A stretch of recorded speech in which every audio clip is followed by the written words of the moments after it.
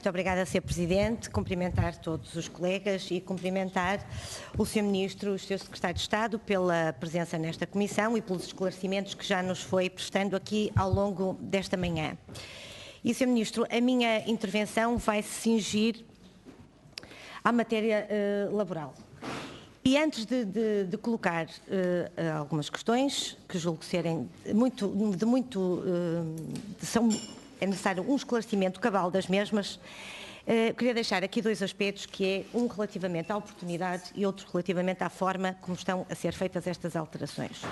Relativamente à oportunidade, de certa forma, concordamos com aquilo que tem de ser dito por alguns parceiros sociais, porque efetivamente a economia está a crescer, a legislação laboral, queiramos ou não queiramos, temos que admitir, e o Governo tem que admitir, e os parceiros do Governo têm que admitir que, de facto, pode não ter sido fator único, mas é um facto que a legislação laboral que está atualmente em vigor é uma legislação que tem dado sinais positivos ao nível do aumento do emprego e da descida do desemprego. E, portanto, este é um momento em que não nos parece propriamente um momento oportuno para fazer alterações, sendo que estão a correr bem os dados que referi. Por outro lado, é a forma como o Governo está a fazer estas alterações, que também, de certa forma, Sr. Ministro, não é que nos surpreenda, mas, como somos otimistas, temos sempre a esperança que o comportamento do Governo venha a mudar, que é esta forma de chegar aos parceiros sociais quase com um acordo fechado a nível parlamentar.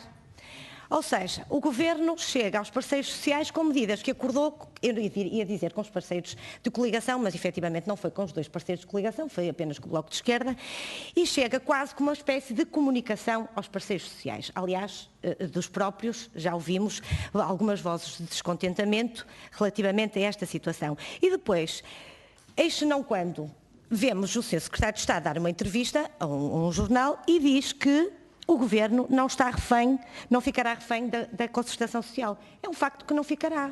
Mas este tipo de atitudes, este tipo de expressões, quando se está a negociar com os parceiros sociais, não nos parece, Sr. Ministro, com toda a franqueza, o mais adequado e o mais respeitador daquele que deve ser o comportamento do Governo. E agora, deixando estas considerações, Sr. Ministro, relativamente às questões em concreto.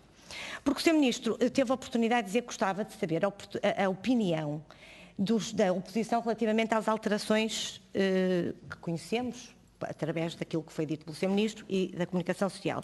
E eu acho que mais importante que o Governo saber a posição dos parceiros da oposição é que o Governo se consiga explicar relativamente às alterações que propõe. E, Sr. Ministro, eu começo por questionar aqui, relativamente a uma alteração que o Sr. Ministro teve a oportunidade também na intervenção inicial de referir, que é relativamente às situações, reduzir ou limitar as situações em que se pode recorrer à contratação a termo. E a proposta é que sejam eliminados, portanto, só se recorra às contratações a termo para situações de necessidades temporárias da empresa e, portanto, por esse motivo, são eliminados as situações em que é o trabalhador à procura do primeiro emprego e os desempregados de longa duração. É assim que o Sr. Ministro referiu e como já tivemos a oportunidade de ver. Mas excepciona os trabalhadores de muito longa duração, ou seja, os desempregados há mais de 2 anos. Sr. Ministro, vamos fazer este exercício. Temos uma empresa que tem 2 postos de trabalho exatamente iguais. Sr. Ministro, não é para rir, não é para rir, porque os trabalhadores confrontados com isto, eu não sei como é que o Sr. Ministro vai explicar. Portanto, continuando este exercício. Temos uma empresa que tem 2 postos de trabalho para os mesmos, exatamente para as mesmas funções, da mesma categoria. Temos 2 desempregados. Um desempregado há 2 anos e um desempregado há 2 anos e um mês. E o que o Governo propõe aqui é que o desempregado há 2 anos, a empresa tenha de o contratar sem termo. Mas o que está desempregado há mais tempo? Sim. Sim, se o quiser contratar, tem de ser um contrato sem termo. Até 2 não é? Se for 2 anos e 1 mês, portanto, desempregado há mais tempo, pode ter um contrato precário.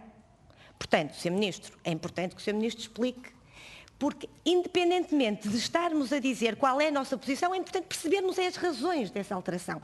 Se a intenção é, de facto, só recorrer às situações de necessidades temporárias, então o Sr. Ministro explique o que é que muda aqui mais um mês, menos um mês. Portanto, essa é uma questão. Sr. Deputado, não o interrompi, portanto, agradecia que não me interrompesse. Outra questão, o Sr. Ministro também referiu que vão ser reduzidos os prazos dos contratos de 3 para 2 anos. Sim, senhor. E disse o Sr. Ministro. Qual é a situação em que é necessário uma situação temporária que dure 3 anos? Ó, Sr. Ministro, muito bem. Então, porquê é que no privado não pode e no Estado pode? O que é que disse? Sr. Ministro, estou a dizer aquilo que vem a público é que no Estado as contratações a termo vão continuar a ser até 3 anos. Portanto, eu pergunto, se numas situações não se justifica, porque é que se justifica nas outras? Independentemente do Sr. Ministro estarmos aqui a manifestar a posição, acho que é importante esclarecer. E agora, Sr. Ministro, ia só colocar, mesmo para terminar, Sr. Presidente, que já sei que estou no meu limite, só para perguntar, perguntar ao Governo para quando é que, efetivamente, nós vamos ter um reforço dos meios da ACT. Sr. Ministro, temos tido um conjunto de intenções, temos um concurso em curso.